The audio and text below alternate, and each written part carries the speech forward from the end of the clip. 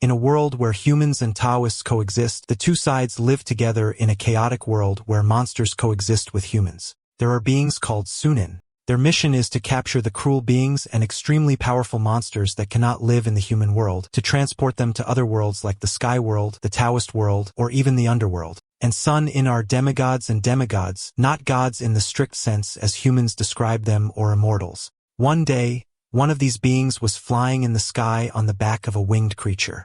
The winged creature sighed and wondered if their next mission would be to face another emoji. The writer replied that it was different this time as he received news that the mission was related to the snake tribe in a village called Yule. The events narrate the story of this village. One day, a sacred rope was placed around it. Due to the famine that exhausted the population, some of them crossed this rope and entered the mountains in search of food, but their fate was death. None of them returned alive except for only one girl. This girl, whom the villagers usually hated, had now become their target as she felt their intense desire to kill her and that this was not just an illusion.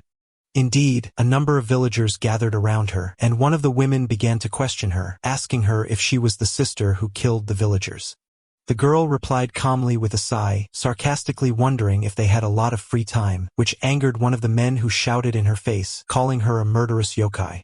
The girl justified the villagers' position, saying that what they were doing was understandable, as it is natural in a village where people are starving to want to take food by force from anyone who has it. But one of the villagers named Gilju found it strange. She mentioned the names of some of those who died, namely Mr. Mansuk, Jamioni, and Gilbach, explaining that they all went beyond the sacred rope and died. And she wondered how this girl could be the only survivor, pointing out that this situation seemed strange to her. The girl tried to calm the situation, asking Gilju to ask for some food if she was hungry instead of causing unnecessary trouble, but Gilju replied that she should wake up. Gilju continued her accusation, explaining that the girl's safe return from outside the sacred rope meant one of two things. Either she was a yokai or she was on the side of the monsters. The girl replied coldly that she didn't know that. Then she challenged them, looking at the stones and sticks they were carrying, wondering if they really thought such things were enough to face her after they had called her a murderous yokai. At that moment, her eyes glowed yellow, and she revealed her secret, saying that she could hear a person's thoughts just by looking into their eyes. When the villagers saw her glowing eyes, they were terrified, and their thoughts, which she could now hear, began to reveal their extreme fear of her.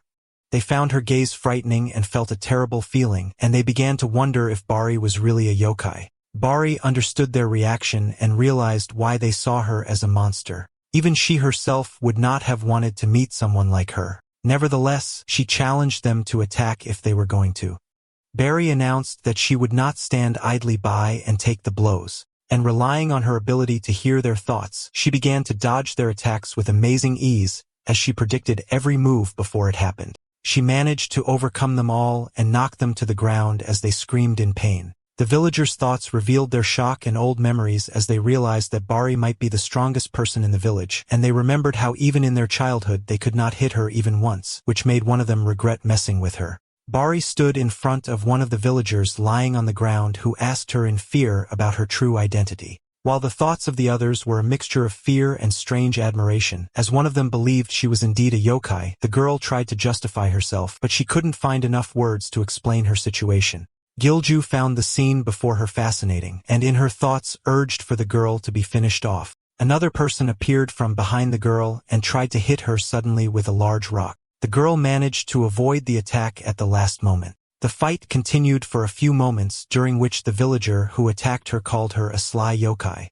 After she dodged his attack and dropped her stick, the man tried to punch her while screaming for her to be killed, but she delivered a powerful kick to his face, and he fell to the ground unconscious.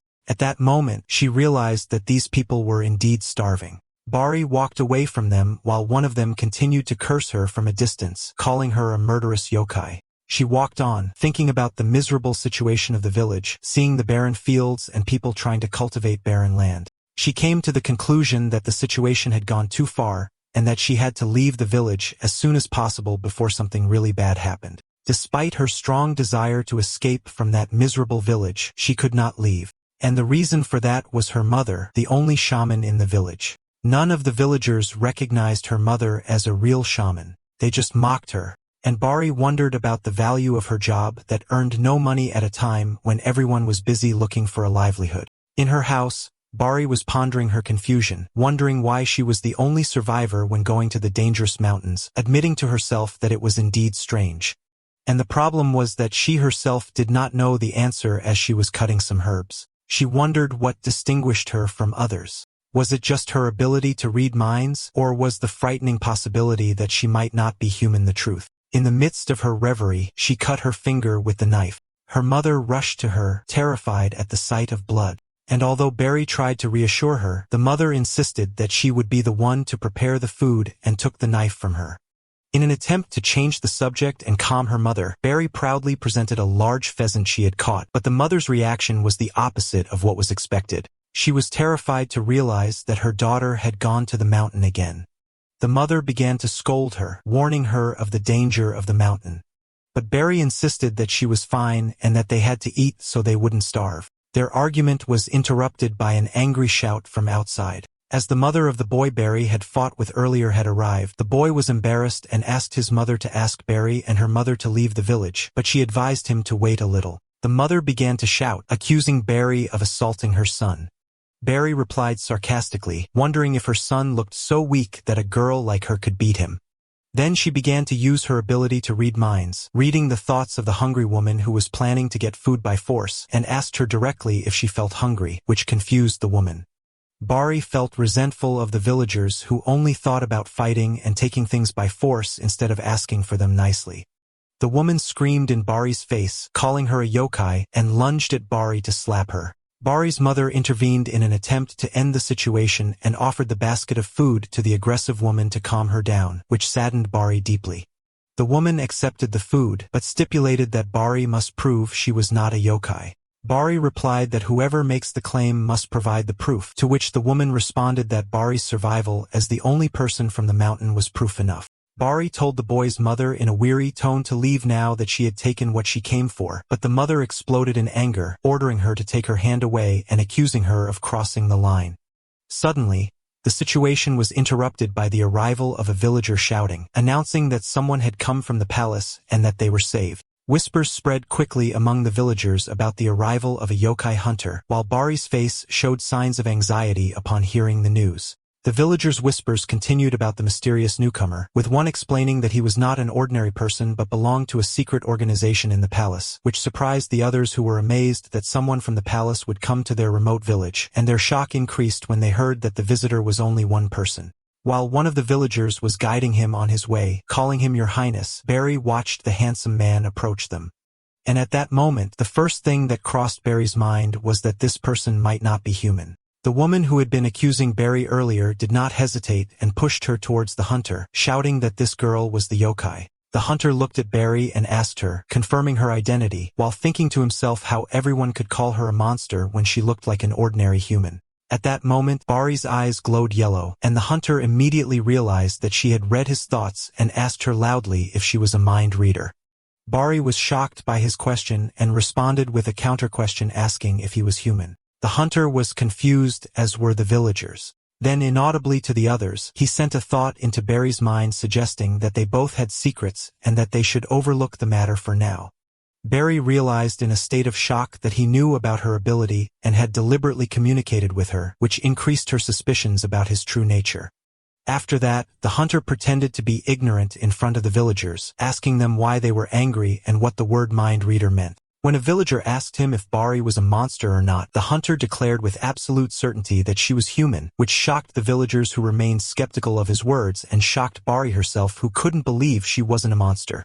After settling the matter, the hunter named Mory revealed his true mission, explaining that he had received a manuscript stating the presence of a snake yokai in the village.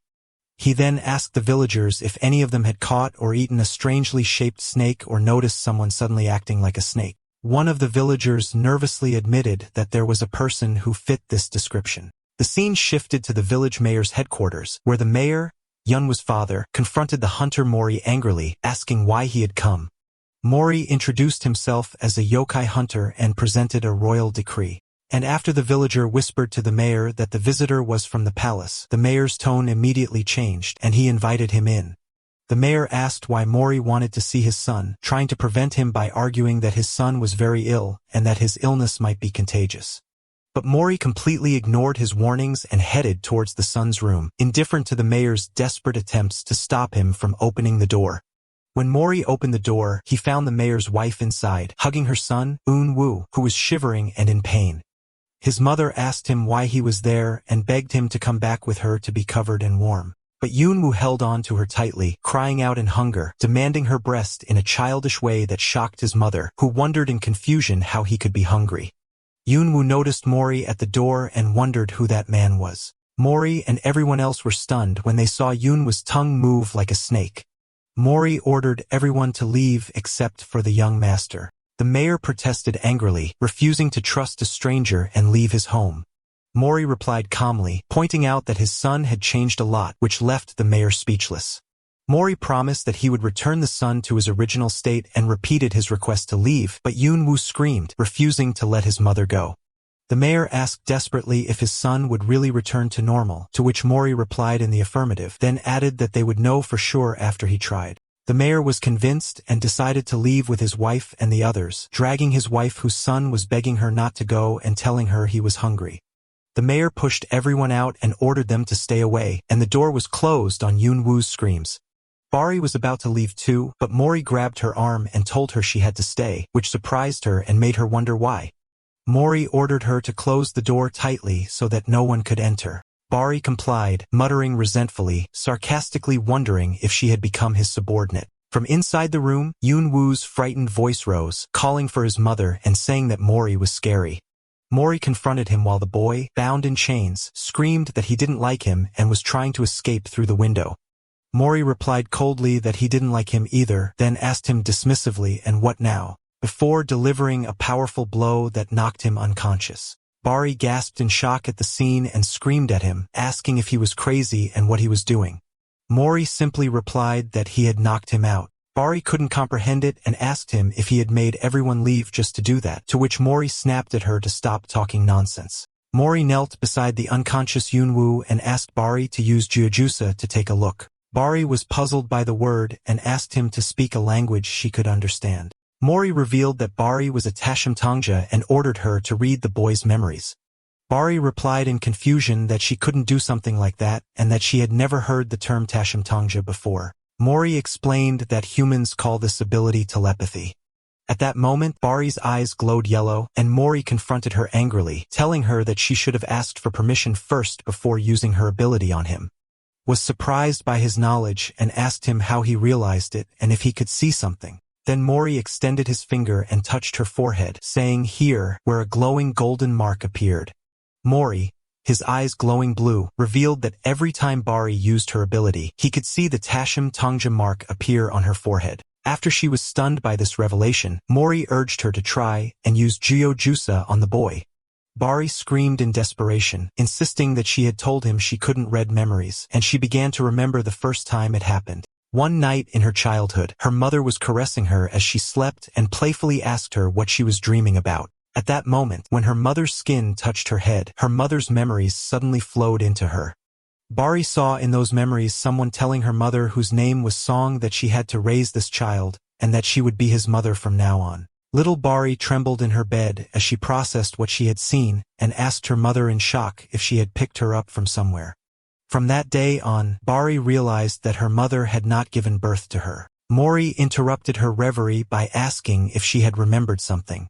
Bari replied that what happened in the past was just a coincidence, but Mory asked her sarcastically if that coincidence was what enabled her to use Jujusa as well. Bari flared up in anger and accused him of testing her to see if she could use her ability now. Her eyes glowed yellow as she called him crazy. Mory admitted that it was the first time he had encountered a human Tashimtangja during a mission. Bari wondered in amazement if there were other people like her in this world, and Mory confirmed their existence. Bari calmed down and told him she would try it. As tears welled up in her eyes, she stipulated that she would try to use Jujusa, but if she succeeded, he would have to answer all her questions. Mory noticed her tears and asked her why she was crying, but she denied it. Mory promised to grant her request and begged her not to cry, but Bari insisted that she wasn't crying but just surprised. Mory guided her on the correct method, explaining that she should place her hand on the person's skin and focus on why he had reached this state. Bari nodded and placed her hand on Yunwoo and began to concentrate, wondering in her mind what had brought the young master to this state for the mark on her forehead to glow again. Bari traveled into Yunwoo's past, where she saw him drinking from a large bowl, grumbling about a foul smell. Immediately after, the boy felt dizzy and extremely thirsty and began to drink water eagerly from a teapot.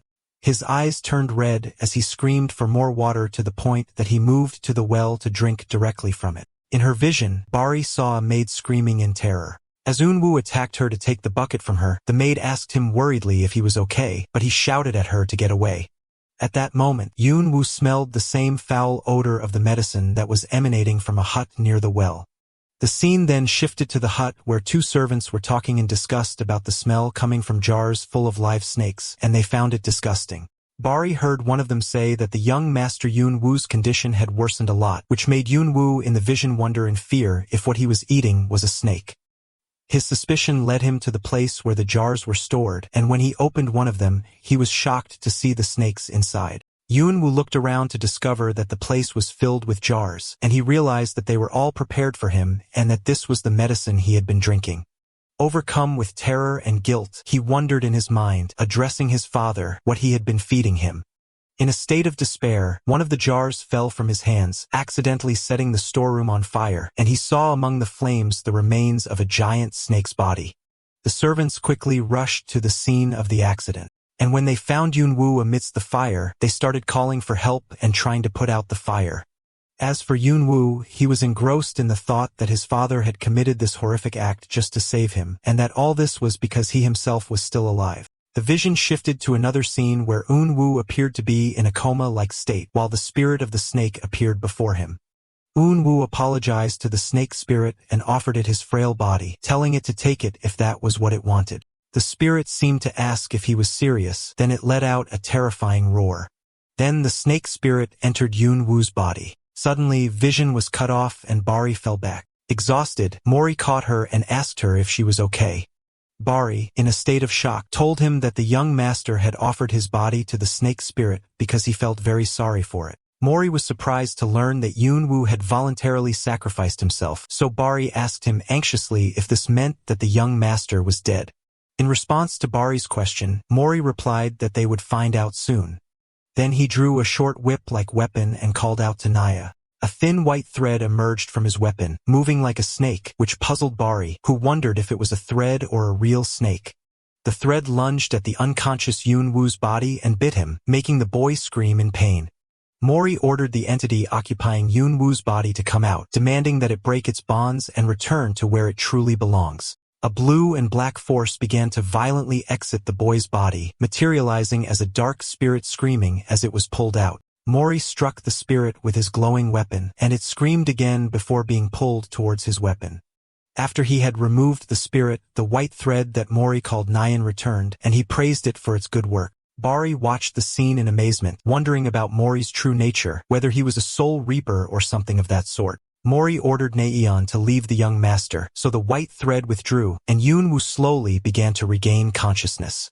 Mory asked Yunwoo if he was alright. Yunwoo looked around and saw Bari, asking if it was really her, to which she replied in the affirmative. He then turned to Mory and asked who he was. Mory ignored the question, took out a small glowing blue crystal from a small pouch, and gave it to Yunwoo, telling him to take it and informing him that someone had something to say to him. As soon as Yunwoo touched the crystal, a small spirit specter resembling a child with a snake's tail appeared before him, calling out, "Big brother." Meanwhile, a cat was watching the scene from outside. Unwoo embraced the little snake spirit. Unwoo collapsed, crying, apologizing to the spirit over and over again. Bari noticed the little spirit and wondered in shock if Unwoo could see ghosts. Mory explained that Unwoo could talk to spirits even if others couldn't see them and reminded Bari of the snake spirit she had seen before. The little spirit corrected Yunwoo, saying his name was Chundong, not my child, and explained that he had suffered a lot when he died and was full of grief. But his big brother, Unwoo, had lent him his body, and that his mother, Yunwoo's mother, had treated him very kindly, which had taken away much of his resentment. Unwoo felt extremely guilty and told Chundong that what had happened was unforgivable and offered him a sincere apology. The spirit of Chundong noticed that his real mother was still sad but strong, then turned to Mory, describing him as strong, and asked him if he could take his mother to where he was now. Mory seemed confused and told the spirit that he had no idea, but explained that if his mother died, she would need someone to guide her to the afterlife. But if she was responsible for many deaths, she would have to face judgment first. Upon hearing the word judgment, the spirit felt fear and sadness and began to whisper its mother's name. The spirit of Chun Dong burst into bitter tears, prompting Yun Woo to rebuke Mory, accusing him of making the child cry. Mory wondered in surprise if he was really the one who made him cry, while Yun Woo tried to soothe the little spirit. Mory insisted that he could not lie about this matter and firmly asserted that the laws of the afterlife were absolute, which only made Chun Dong cry more.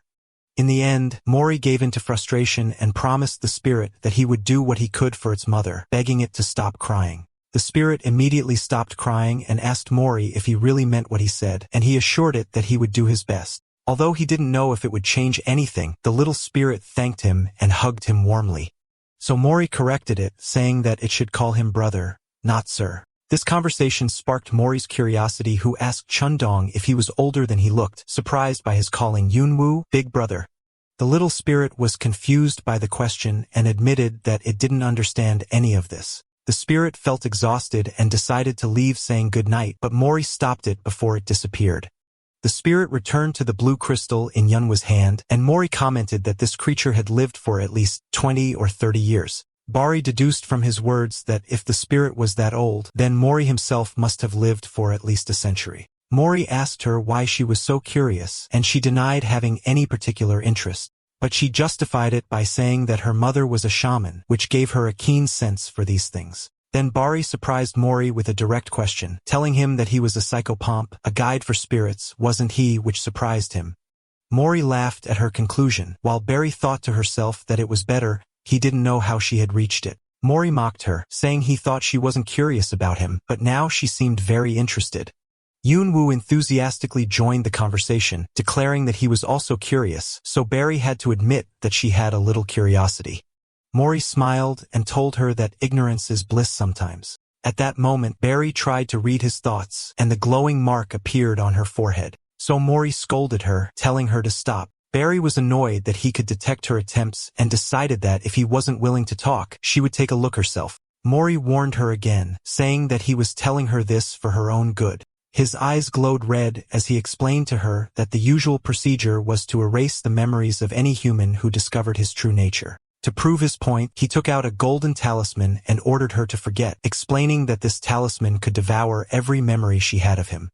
Bari was terrified and asked what this talisman was, to which Mory told her that with a single command, he could erase her memories forever. Then he grabbed Yun Woo tightly and pressed the talisman against his forehead, telling him that he would wake up in an hour and all his memories of him would be gone.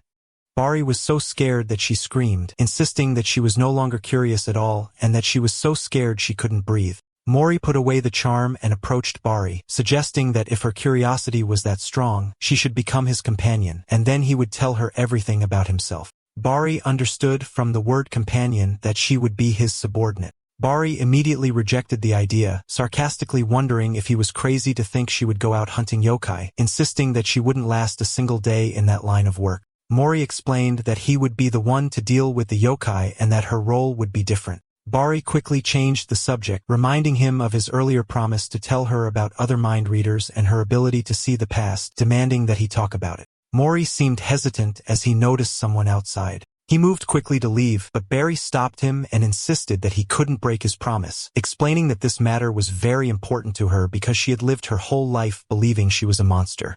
Suddenly, Mory's eyes glowed pink as he unleashed an ability called Thousand Mile Eye, and a huge black bird appeared in the sky.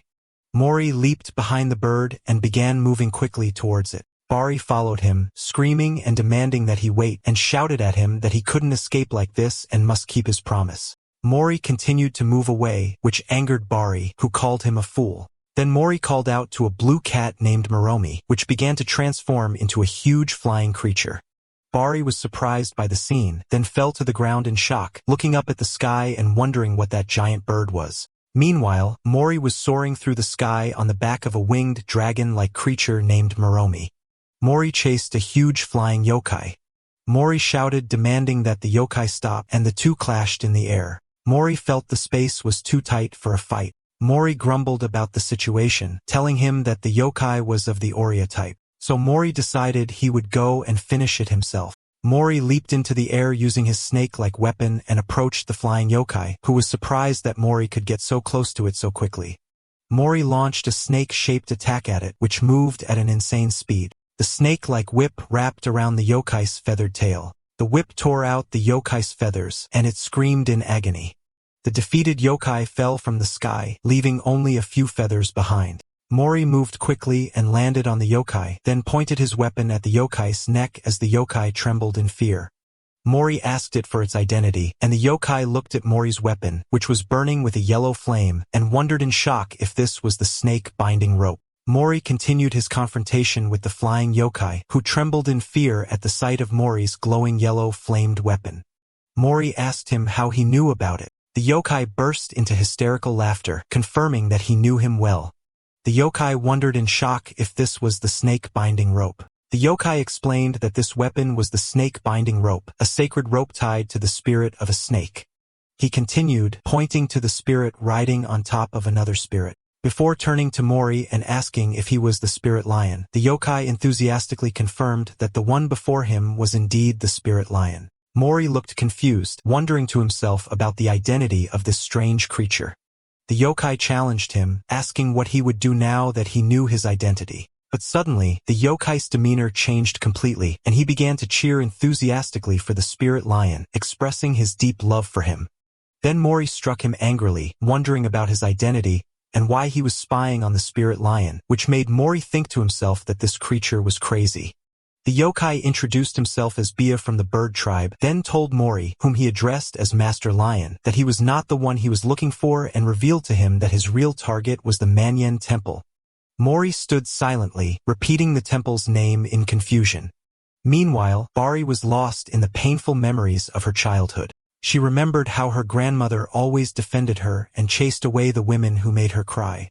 She realized that, at that time, crying was all she needed to get through the hardships. But after her grandmother's death, everything changed. She remembered the whispers of the villagers who said that her grandmother, the shaman, had died trying to save her, and that she had picked up a child whose true nature she did not know, and how the shaman herself could not see her own fate. After her death, Bari realized that there was no one left to protect her. After half a year of suffering, she and her mother were slowly starving. One day, Bari found food placed in the snow, including a pheasant, a rabbit, some fruits, and potatoes. She noticed bird footprints next to the food, and when she looked up at the sky and saw the birds flying, she felt that her grandmother had returned in the form of a bird to save her, and she called out to her crying as she ate that meal, which she described as the warmest and most delicious in the world. She made a vow.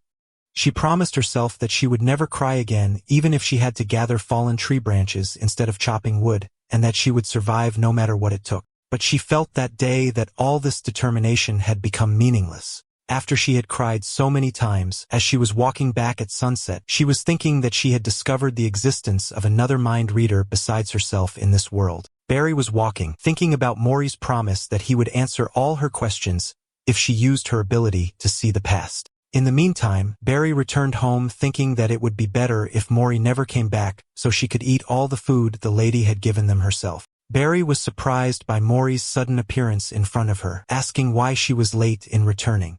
She asked him in confusion why he was here, and Mory replied calmly, wondering what reason could prevent him from returning. He reminded her of their agreement and asked her sarcastically if she thought he was a rude man who would break his promise and run away. Bari screamed at him in anger, saying that he should have told her something before suddenly disappearing and flying into the air, expressing how terrified she felt. Mory looked at her with a sly smile and asked if it was possible that she felt disappointed when he disappeared. Bari denied it in confusion, justifying her shock by saying that he had promised to answer all her questions and then suddenly flew away. As Mory looked at her skeptically, Bari's mother came out and saw them, wondering what was happening. Bia had joined Mory, and they were looking at the food Bari had brought. Bia shouted with excitement when he found the wine among the food, saying that a long time had passed since he had last seen it, and began to drink eagerly while Bari looked at him in shock, wondering to herself if he was a monster. Mory confirmed her suspicions, explaining that he was indeed a monster and that he was a Johan, half-bird. Upon hearing this, the Johan wondered to himself if he too was not fully human. At that moment, Bari felt terrified when she realized that a monster had entered her home, and the golden mark appeared on Bari's forehead as she thought about it. Suddenly, Bia turned to Bari and asked her not to use mind reading on him, explaining that the feeling was terrible when someone used this ability on him, which surprised Bari because he was able to detect her. Mory looked at Bari and told her that he was not the one who had revealed her to Bia. Bia continued to drink the wine enthusiastically and offered Bari a drink as well. Bari was surprised and asked him how he knew her name, to which he replied that he knew all the villagers well. He then added that he was particularly interested in the people living in this house. And when Bari asked him why, he explained that her mother, Song, used to leave him a jug of wine on the roof every full moon night, but she had recently stopped doing so due to the hard times. Bari's mother replied that her grandmother was the one who told her to continue doing so. Bia praised Song, describing her as a great shaman who took good care of the village of Yule. He then revealed to Bari that when she was a little girl, he was the one who hunted pheasants and rabbits for her in return for her mother's kindness. He asked her if she remembered that, and at that moment Bari realized that the bird footprints she had found next to the food in the past were his. Bia confirmed this with a loud laugh. Bari felt very sorry and apologized to him because she hadn't realized it and thought sadly that the one who saved her wasn't her grandmother after all. She silently criticized herself, wondering how she, who had been bullied all her life for being a monster, had been so rude to the monster who saved her life. She called herself a fool as she watched them. Bia interrupted her thoughts, saying that it wasn't a big deal, and for all the food he got from her mother, this was the least he could do. Bari reluctantly agreed, admitting that she had been very rude in their first meeting. The Korean word for rude is more. And when Bia heard it, he thought she was calling out to Mory, so he shouted, "What, Mory?" which surprised both Mory and Bari. Bia laughed out loud and told Bari that she was a unique character for using the word mira, and added that a little rudeness between them was okay. Mory angrily intervened, demanding that Bia stop using his name as a synonym for rude, explaining that hearing it bothered him. Bia looked confused and asked if his name was really Mare, but Mory sighed in despair and decided to ignore it, telling them to continue their conversation. Bia tried to change the subject, turning to Bari and saying that, as he mentioned earlier, people hate monsters, and this is just a natural instinct. Bia continued, explaining that this kind of hardship is simply the fate of those who are different like them. Mory interrupted him with a direct question, wondering why he had placed sacred ropes at every entrance to the mountain. Bia was flustered and admitted that the mountain god had ordered him to do it. Bari's mother cried out in surprise at the mention of the mountain god. Mory looked at Bia and said, "So that's what happened," which puzzled Bia, who wondered how Mory knew about it. Mory explained that he noticed the feathers on the sacred rope were exactly like Bia's, so he made a guess, and Bia fell into the trap very easily. Suddenly, Mory drew a knife and pointed it at Bia, demanding that he tell him the truth and stop dodging. Bia screamed in fear, telling him that he was just following orders. Bari's mother stood up, angrily wondering why the mountain god was talking to them instead of her. Bia shouted at her, explaining that if any villager had died outside the sacred rope, the villagers would not have left Sangha alone, pointing out that they were already looking for any mistake to blame her and Bari for. Bia continued to scream and beg to be left alone, insisting that he had only done what the mountain god had ordered him to do.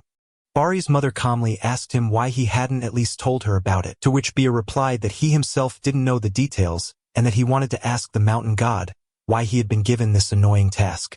All the mountain god did was scream at him and order him to put the sacred ropes at every entrance to the mountain, and he kept pestering him a lot. Suddenly, a voice appeared out of nowhere telling Bia that he had caused all this commotion because he only listened when someone shouted. A small divine spirit suddenly appeared, which stunned Bari's mother.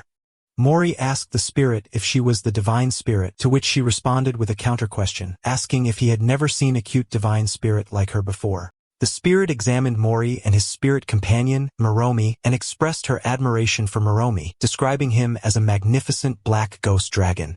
The spirit deduced that Mory must be a spirit messenger, which made Mory realize that she was indeed a divine spirit. Mory asked her why she had ordered the sacred ropes to be placed while Bia trembled before her. The spirit replied that the rope was just a warning to prevent people from wandering in the mountains. Bari's mother asked her why she didn't tell her directly, and the spirit explained that if she had told her, Bari would have read everything by reading her thoughts. Then the spirit revealed that Bari didn't realize how many times she had almost died protecting her every time she crossed that rope. The spirit shouted at Bari, asking her if she knew how many times she had almost died protecting her. Bia interrupted her, saying that she didn't have a body so she couldn't die, and that she should say she almost faded away instead, which angered the spirit who threatened him with real death. The spirit explained that if Bari knew she was protecting her, she would go to the mountain every day without fear, and she was the type who would actually do that. While the spirit was talking, Bari, Bia, and Mory were eating quietly, completely ignoring her.